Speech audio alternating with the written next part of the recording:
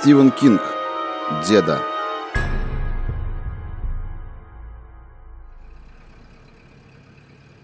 Шеридан медленно ехал вдоль торгового центра, когда у главного входа увидел малыша, вытолкнутого дверью прямо под светящуюся надпись «Казентаунский».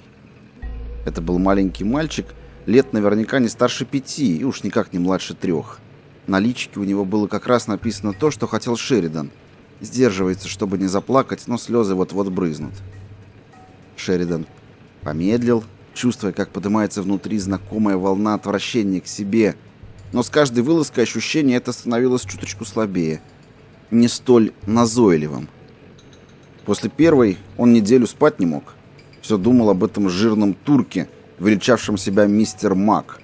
Думал о том, что вытворяет тот с детьми. «Я катаю их на яхте, мистер Шеридан», — пояснил турок, но вышло «Я катаю их на яхте, мистер Шеридан». И улыбнулся. «Не суй свой нос, куда не просят», — говорила эта улыбка. Говорила громко и ясно, без всякого акцента. Больше Шеридан не спрашивал, но это не значит, что он перестал размышлять. Он метался, ворочался сбоку на бок, мечтая, чтобы все повернулось вспять. Тогда он поступил бы по-другому, тогда он поборол бы искушение. Во второй раз он мучился почти так же, в третий поменьше, а в четвертый уже не забивал голову дурацкими вопросами, что же это за яхта и чем может закончиться для ребятишек прогулка на ней. Шеридан загнал фургон на одну из стоянок перед торговым центром, стоянку, которая чуть ли не всегда пустует, ибо предназначена для машин водителей-инвалидов. На задок фургона Шеридан предусмотрительно прикрепил специальный номер, выдаваемый инвалидам. Это оберегало его от подозрений и позволяло беспрепятственно пользоваться удобной стоянкой. Ты каждый раз надеешься, что тебя не схватят, но каждый раз за день или за два до выхода на дело крадешь у инвалидов номера. К черту эту муру. Он нынче попал в затруднительное положение, а тот парнишка может ему помочь. Он вылез из машины и направился к малышу, который озирался вокруг, все более и более впадая в панику. «Да», — подумал Шеридан, — «ему должно быть лет 5, а то и 6, только что-то на вид чересчур слабый и хилый». В резком свете флуоресцентных ламп, бьющим сквозь стеклянные двери, мальчик казался белым, как полотно, и больным. Может, он и вправду был болен, но Шеридан все-таки склонялся к мысли, что ребенок просто напуган. Малыш с надеждой смотрел на проходивших мимо людей. Одни из них еще только торопились в торговый центр за покупками, а другие уже возвращались из недр магазина, нагруженные коробками и свертками, прибалдевшие точно от наркотиков, с тем особым выражением на лице, которое зовется, вероятно, удовлетворением. Малыш, одетый в джинсы Tough Skin и футболку с надписью «Питтсбургские пингвины», высматривал того, кто мог бы прийти ему на подмогу, того, кто взглянул бы на него и сразу сообразил, что тут что-то неладно, высматривал того, кто задаст ему единственный верный вопрос. «Ты отстал от папы, сынок?» Высматривал друга. «Вот он я», — думал Шеридан, приближаясь. «Вот он я, сынка. Я буду твоим другом». Он был уже почти у цели, когда заметил, что из торгового зала к дверям не спеша направился полицейский. Рука в кармане, сигареты, наверное, ищет. Если он выйдет, то непременно увидит мальчика, а значит, пиши пропало. «Черт!» — пронеслось в голове у Шеридана. Не хватало еще, чтобы его засекли разговаривающим с ребенком. Хлопот потом не оберешься. Поэтому Шеридан остановился и тоже принялся рыться в карманах, якобы проверяя, на месте ли ключи. Его взгляд перепрыгивал с мальчика на полицейского и обратно. Мальчик начал плакать. Он не заревел навзрыд пока еще, но крупные слезы, отливавшие красным в отцветах вывески «Казентаунский торговый центр», уже побежали по гладким щечкам. Девушка из справочной будки махнула полицейскому и что-то ему сказала. Она была хорошенькая, темноволосая, лет 25. Он блондин с песочного цвета волосами и усиками. Когда он шагнул к будке, оперся о нее локтями, Шеридан подумал, что эта парочка похожа на рекламу сигарет, которую помещают в журналах на последней странице обложки. Дух Сайлимана. Лаки Страйк, зажги мою удачу. Его тут чуть кондрашка не хватило, они там шашни разводят. Девчонка строит парню глазки, как мило. Шеридан решил, что у него появился шанс. У мальчонки вон грудь ходуном ходит, он того и гляди заревет в голос, а тогда уж что-нибудь обязательно обратить на него внимание. Не хочется, конечно, действовать под носом у полицейского, Но если Шеридан не расплатится с мистером Регги в течение ближайших 24 часов, два здоровенных бугая не замедлят нанести ему визит и устроить экспромтом маленькую хирургию, добавив на каждую руку еще по нескольку локтевых сгибов. Он подошел к малышу. Крупный мужчина в обычной ванхейзевской рубашке и брюках цвета хаки. Мужчина с широким обычным лицом, в котором с первого взгляда угадывалась доброта. Он присел на корточки, положив руки мальчонке на бедра, чуть выше коленей, и мальчик повернул к нему свое бледное, испуганное личико. Глаза у парнишки были зеленые-зеленые, как изумруды, а наполнявшие их слезы лишь усиливали этот чудный оттенок. Ты отстал от папы, сынок? Мягко спросил Шеридан. Мой деда. Размазывая по щекам слезы, сказал малыш. Папы тут нет. А я не могу найти деду. Вот теперь он разрыдался, и женщина, направлявшаяся в магазин, озабоченно оглянулась. Все в порядке. Успокоил его Шеридан, обнял мальчика за плечи и легонько подтолкнул вправо, к фургону. Потом посмотрел внутрь магазина. Теперь полицейский стоял, наклонившись к девушке из справочной. Похоже, между ними уже что-то наклевывалось. А если нет, то вскоре наклюнется. Шеридан расслабился. Коп ничего не заметит, если будет продолжать в том же духе. Да и очередь к кассам загораживает ему обзор. А раз так, то обделать дельца проще пареной репы. Я хочу к деде. Плакал мальчик. Ну, конечно, хочешь. Еще бы не хотел. Сказал Шеридан. И мы сейчас будем его искать. Гляди веселей. Он настойчиво потянул мальчишку вправо. Мальчик поднял глаза. В них появилась надежда. Вы сможете его найти? Можете найти, мистер? Безусловно. Заявил Шеридан и ухмыльнулся. Искать пропавших — это, если хочешь, моя профессия. Правда? Малыш робко улыбнулся, но глаза его по-прежнему были на мокром месте. Абсолютно. Заверил Шеридан, мельком глянув внутрь магазина, чтобы убедиться, что полицейский не обращает на них внимания. Коп, которого из-за толпы было едва видно, а ему, соответственно, едва видно Шеридана и мальчика, если оглянется, даже не смотрел в их сторону. Во что был одет твой деда, сынок? В костюм. Сказал мальчонка. Он почти всегда в нем ходит. Я только один раз видел его в джинсах. Малыш говорил это так, будто Шеридан прекрасно знал, что предпочитает из одежды деда. Готов поспорить, что костюм черный. Объявил Шеридан. Глаза мальчика загорелись, полыхнув красным в отблесках вывески, словно слезы превратились в кровь. Вы его видели? Где? Парнишка дернулся было в сторону дверей, и Шеридану пришлось насильно увлечь его вправо. Получилось нехорошо. Только бы он не устроил здесь сцену. Это бросилось бы в глаза прохожим, и потом они бы обязательно припомнили мужчину, который куда-то тащил упиравшегося мальчонку. Надо заманить его в фургон. У фургона все стекла, кроме лобового, поляризованные. Даже в 6 дюймах от них не видно, что творится внутри. Первым делом надо заманить его в фургон. Шеридан коснулся руки мальчика. Я видел его не в магазине, сынок. Я видел его вон там. Он указал на стоянки, где терпеливо поджидали хозяев бесконечные взводы машин. Вдалеке, за ними, тянулась подъездная дорожка, за которой, в свою очередь, сияли сдвоенные желтые дуги Макдональдса. А почему деда пошел туда? Спросил мальчик так, словно Шеридан или деда, а то и оба вместе окончательно спятили. Не знаю. Ответил Шеридан. Мысли мелькали у него в голове со скоростью экспресса, перестукивая на стычках рельсов.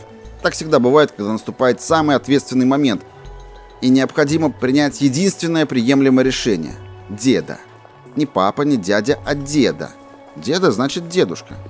Но я абсолютно уверен, что это был он. Пожилой мужчина в черном костюме, седой весь, а галстук вроде бы зеленый. Дед носит голубой галстук. Поправил мальчик. Он знает, что мне так больше нравится. Ну да, может и голубой. Охотно согласился Шеридан. В сумерках разве разберешь? Пойдем-ка сядем ко мне в машину и покрутимся тут. Посмотрим, куда запропастился твой деда. Воды? Вы уверены, что это был деда? Не пойму, что им понадобилось там, где они. Шеридан пожал плечами. Послушай, малыш, если ты думаешь, что это не он, то лучше тебе самому походить и поискать. Глядишь, и найдешь. С этими словами он резко повернулся и зашагал прочь к своему фургону. Этот маленький гаденыш не клюнул. А не стоит ли вернуться и попробовать еще разок? Нет, и так уже много времени потеряно, да и глаза мозолить ни к чему. В 2 счета можно загреметь на 20 лет в Хаммертон-Бэй. Разумнее двинуть в какой-нибудь другой торговый центр. Скоттервиль, например. Или... Подождите, мистер! Это кричал малыш, и в голосе его была паника. Это поток кроссовок. Подождите! Я сказал им, что хочу пить. Он, наверное, и пошел туда, чтобы принести мне что-нибудь попить. Шеридан обернулся, расплывшись в улыбке. Неужели ты подумал, сынок, что я и впрямь брошу тебя? Он повел мальчика к своему фургону. 4 года уж симпатяги. Покрашенному в неописуемый голубой цвет. Он распахнул дверцу и улыбнулся малышу, который с сомнением смотрел на него своими зелеными глазами, ярко выделявшимися на бледном маленьком личике. Прошу в мою карету. Сказал Шеридан. Мальчик забрался в кабину и, сам того не подозревая, перешел в собственность Брикса Шеридана. В ту самую минуту, когда дверка захлопнулась.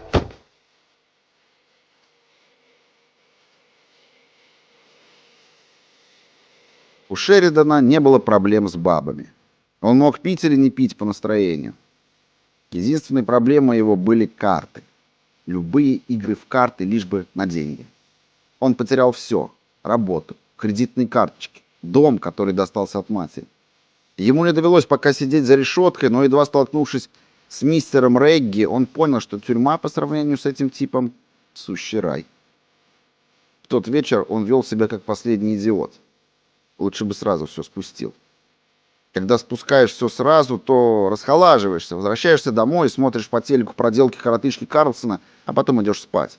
Но когда срываешь первый банк, то теряешь голову. В тот вечер Шеридан потерял голову и к концу игры задолжал $17 000.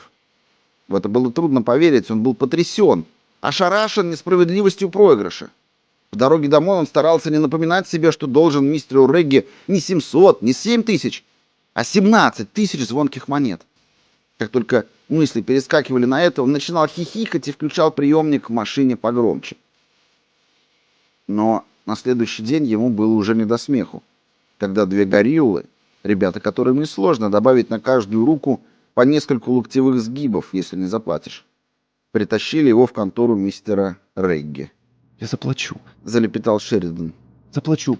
Послушайте, это не проблема. Через пару дней, самое большое через неделю, через 2 недели на худой конец. Ты утомил меня, Шеридан. Сказал мистер Регги. И я... Заткнись. Думаешь, я не знаю, что ты будешь делать, если дать тебе неделю? Ты пойдешь клянчить к дружку 100-другую, если найдется дружок, у которого можно клянчить. А если не выгоришь с дружком, то бомбанешь виноводочную ловчонку, коли кишка не тонка. Но я сомневаюсь в этом, хотя все возможно. Мистер Регги подался вперед, подперев подбородок, и улыбнулся. От него несло одеколоном Тед Лапитус. А если даже ты и отыщешь 200 завалящих $, то что с ними сделаешь? Отдам их вам. Прошептал Шеридан. Еще немного он намочил бы в штаны. И отдам их вам, честное слово. Не отдашь. Возразил мистер Регги. Ты попытаешься отыграться. А мне достанется воз и маленькая тележка твоих дерьмовых оправданий. Вот о чем ты сейчас думаешь, друг мой. Вот о чем. Шеридан захныкал. Эти мальчики могут надолго уложить тебя в больницу. Мечтательно протянул мистер Регги. Тебе на каждую руку поставят по капельнице. Из носу будут добавок торчать трубки. Шеридан заплакал. Но я добрый. Я дам тебе шанс. Сказал мистер Регги и подтолкнул к Шеридану через стол сложенный листочек бумаги. Ты должен найти общий язык с этим человеком. Он зовет себя мистер Мак, но на самом деле такой же мешок дерьма, как и ты. А теперь вон отсюда. Вернешься через неделю. Твоя долговая расписка полежит пока на этом столе. Либо ты выкупаешь ее, либо мои друзья примутся за тебя. И тогда, как выразился некий Букер Ти, однажды начав, они не остановятся, не получив полного удовлетворения. На листочке было написано настоящее имя турка. Шеридан отправился к нему и услышал о детях и прогулках на яхте. Мистер Мак выписал также чек на сумму чуть больше той, что значилось в долговой расписке, оставшейся у мистера Регги. С тех пор Шеридан стал кружить около торговых центров. Он вырулил со стоянки, посмотрел, нет ли машин, и выехал на дорожку, ведущую к Макдональдсу. Малыш сидел на переднем сиденье, руки на коленках, в глазах беспокойства. Шеридан завернул за угол. Зачем мы объезжаем его? Спросил малыш. А вдруг твой деда выйдет через заднюю дверь? Пояснил Шеридан. Не дрейф, малыш. Мне кажется, именно здесь я его и видел. Видели, в самом деле видели. Не сомневаюсь даже. Волна облегчения омыла лицо парнишки, и на мгновение Шеридан почувствовал к нему жалость. Я ведь не монстр и не маньяк какой, черт побери. Но с каждым разом он увязал в долгах все глубже и глубже, а этот ублюдок Крейги без малейших угрызений совести сидел у него на шее. Сейчас Шеридан был должен не 17 тысяч, как в первый раз, не 20 тысяч и даже не 25 тысяч. Сейчас он был должен 35 тысяч. И вернуть их нужно не позднее субботы, если он не хочет, чтобы у него прибавилось локтей. На задворках возле контейнера для мусора он остановился. Сюда никто не сунется. Ладушки. Он запустил левую руку в карман на двери, предназначенный для карт и прочей ерунды, и выудил оттуда стальные наручники. Их голодные пасти были разинуты. Почему мы остановились, мистер? Спросил малыш, и в голосе его был страх. Похоже, мальчик понял, что есть на свете кое-что похуже, чем отстать от деда в кишащем покупателями торговом центре. Только на секундочку. Ты не думай. Успокоил его Шеридан. Горький опыт учил, что нельзя недооценивать 6-летнего ребенка. Вторая жертва Шеридана заехала ему по яйцам и чуть не удрала. Я просто вспомнил, что забыл надеть очки. За это прав могут лишить. Где-то тут они были. На полу, в футляре. Скорее всего, к тебе соскользнули. Посмотри, будь добр. Малыш нагнулся за очешником, который был пуст. Шеридан наклонился и ловко защелкнул один наручник у него на запястье. И началось. Разве не твердил он себе, что это большая ошибка недооценивать 6-летку? Малыш сопротивлялся, как дикий кот, извивался угрём, вот уж не подумаешь, глядя на этого шкета. Брыкался, царапался и молотил по дверце, вскрикивал тонко, почти по птичьи. Наконец он добрался до ручки, и дверка распахнулась. Шеридан загробастал малыша за шиворот и втащил назад. Попытался защелкнуть второй наручник на специальной подпорке, что рядом с сиденьем, но промахнулся. Малыш тяпнул его за руку дважды, до крови. Черт, зубы как бритвы. Рука заныла. Шеридан ударил малыша по губам, того отбросило. Кровь Шеридана на губах, подбородке, капает на край футболки. Шеридан ухитрился таки защелкнуть второй наручник на подпорке и откинулся на спинку своего сиденья, посасывая тыльную сторону правой ладони. Боль не утихала. Он отнял руку от рта и стал рассматривать ее в слабом свете приборной доски. 2 неглубоких рваных борозды, каждая по 2 дюйма длиной, тянулись от запястья к костяшкам пальцев. Кровь медленными ручейками выталкивалась из них. И все-таки рановато успокаивать пацана другими средствами, теми, которые портят товар. Испортишь товар, испортишь цена. Предостерегал турок.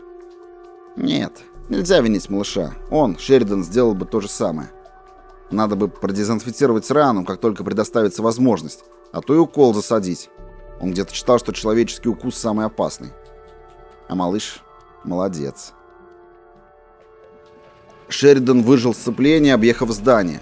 Задом вырулил на подземную дорожку и свернул налево. В Талуда-Хейтс, на окраине города, у турка просторный дом, построенный в стиле ранчо. Ехать туда Шеридан должен был в случае необходимости окружным путем. 30 миль, минут 45 или час. Он миновал щит с надписью «Спасибо за покупки», сделанные в прекрасном Казентаунском торговом центре, свернул налево и набрал дозволенные 40 миль в час. Вытащив из заднего кармана носовой платок, он обмотал им правую руку и сосредоточился на преследовавших его 40 тысяч баксов, обещанных туркам. Ты пожалеешь, сказал малыш. Шеридан раздраженно покосился на него, вырванный из забытья. В мечтах ему пришло 20 очков, а мистеру Регги ни шиша. Малыш опять заплакал. Слезы по-прежнему отливали красным. Уж не болен ли он? В который раз подумал Шеридан. Может, подхватил какую-нибудь заразу? Ну да ничего, дай бог мистер Мак выложит денежки до того, как разнюхает, что тут нечисто. Когда деда найдет тебя, ты пожалеешь. Конючил малыш. Ага. Согласился Шеридан и закурил. Он свернул с 28-го шоссе на необозначенную на карте гравийную дорогу. Теперь слева раскинулась болотина, а справа девственные леса. Малыш дернул закованной ручонкой и захныкал. Угомонись, себе же больнее сделаешь. Малыш, тем не менее, дернул снова. Последовавший за этим протестующий скрежет Шеридану совсем не понравился. Он посмотрел туда, и челюсть у него чуть не отвисла. Металлическая подпорка сбоку сиденья, подпорка, которую он собственноручно приваривал, немного погнулась. «Проклятие!» — подумал Шеридан. «И зубы как бритвы, и силен, оказывается, как вол». Он двинул кулаком в мягкое плечико. Перестань. Не перестану. Малыш опять рванулся, и Шеридан увидел, что металлическая подпорка погнулась еще больше. «Господи, разве ребенок способен на это?» «Все из-за паники», — ответил он сам себе. «Паника придала силы». Но прежде ведь никто из них не делал этого, а многие, между тем, были куда в худшем состоянии. Шеридан открыл бардачок и вынул оттуда шприц для подкожных инъекций. Турок дал ему этот шприц, наказав использовать лишь в самом крайнем случае. Наркотики — говорил турок. Выходило наркосики. могут испортить товар. Видал? Малыш кивнул. Хочешь, чтобы я сделал тебе укол? Малыш затряс головой. Глаза у него были большие и испуганные. То-то же. Смотри у меня. Это живо выбить дурь из головы. Он помешкал. Ему вовсе не хотелось это говорить. Черт побери, он не такой уж плохой парень, когда не сидит на крючке, но сказать надо. А может и прикончить даже. Малыш уставился на него, губки дрожат, личико цвета пепла. Если прекратишь дергаться, я не буду делать тебе укол. Лады? Лады. Прошептал малыш. Обещаешь? Да. Верхняя губа у мальчика приподнялась, приоткрыв верхние зубы. Один из них был запачкан кровью Шеридана. Поклянись мамой. У меня никогда не было мамы. Черт. Ругнулся Шеридан, почувствовав отвращение. И дал газу. Теперь он ехал быстрее, не только потому, что шоссе скрылось наконец из виду. Этот малыш, кажись, того. Привидение. Побыстрее бы сдать его турку, получить денежки и прости-прощай. Мой деда сильный, мистер. Неужели? Спросил Шеридан, а про себя подумал. Еще бы не сильный. До дому верно без палочки добирается. Силач хренов. Он меня найдет. Ого. Он меня по запаху найдет. Очень может быть, согласился мысленно Шеридан. Даже он чувствовал запах, исходивший от малыша. У страха, конечно, свой неповторимый аромат, и предыдущие вылазки приучили Шеридана к нему. Но этот был каким-то нереальным. Смешанный запах пота, слякоти со скисшей аккумуляторной батареи. Шеридан приоткрыл окно. Слева тянулись и тянулись бескрайние болота. Ломаные щепки лунного цвета мерцали в стоялой воде. Деда умеет летать. Ага. Сказал Шеридан. Я готов поспорить, что это у него получается гораздо лучше после пары бутылок ночного экспресса. Деда? Заткнись, малыш, лады? Малыш заткнулся. Мили через 4 болотина превратилась в широкое пустынное озерцо. Здесь Шеридан свернул направо на грунтовку с разъезженными колеями. Через 5 миль, если держать все время на запад, будет еще один поворот направо, а там 41-е шоссе. И рукой подать до Талуда Хейтс. Шеридан бросил взгляд на озеро, гладкую, посеребренную лунным светом простыню. А потом лунный свет исчез. Его заслонили. Сверху послышалось хлопанье, будто огромные простыни полощутся на бельевой веревке. «Деда!» — закричал малыш. Заткнись. Это всего лишь птица.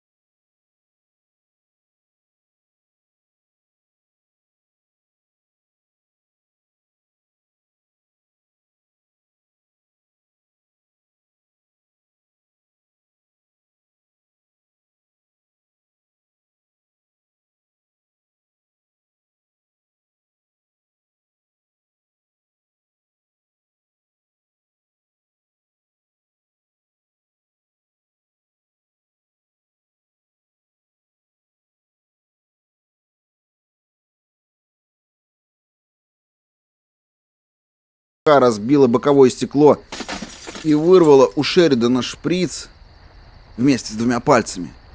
Он смехнул, что это неправда. Мгновение спустя деда с мясом вырвал левую дверцу, только петли сверкнули, покореженные, ненужные теперь петли. Шеридан увидел трепещущий плащ, своего рода черную пару, и галстук. Галстук вправду был голубой. Впившись когтями в плечо, деда выволок Шеридана из машины. Когти пропороли пиджак и рубашку и глубоко вонзились в плоть. Зеленые глаза деды вдруг стали кроваво-красными, точно розы. «Вы пошли в магазин только потому, что ребенку захотелось игрушку-трансформер сборную», прошептал деда, и его дыхание отдавало смрадом гнилого мяса. «такую, какую показывают по телевизору. Все дети хотят их иметь. Лучше бы вы оставили его в покое. Лучше бы вы оставили нас в покое». Шеридана тряхнули, будто тряпичную куклу. Он вскрикнул, и его снова тряхнули. Он услышал, как деда заботливо спрашивает у мальчика, охота ли тому еще пить. Услышал, как мальчик сказал, что да, очень. Плохой дядька напугал его так, что в горле совсем пересохло. Затем Шеридан увидел у себя перед носом коготь. За долю секунды до того, как тот исчез под подбородком и вонзился гвоздем в шею, толстым, беспощадным, жестоким. Этот гвоздь разорвал глотку быстрее, чем Шеридан сообразил, что произошло, и последнее, что он видел, прежде чем провалиться в черноту, были мальчик, сложивший ладошки лодочкой и подставивший их под теплую струю точь-в-точь, как, будучи ребенком, делал это сам Шеридан, подставляя сложенные лодочкой руки под кран, чтобы напиться в знойный летний день. И деда, нежно, с величавой любовью ерошивший мальчонкины волосинки.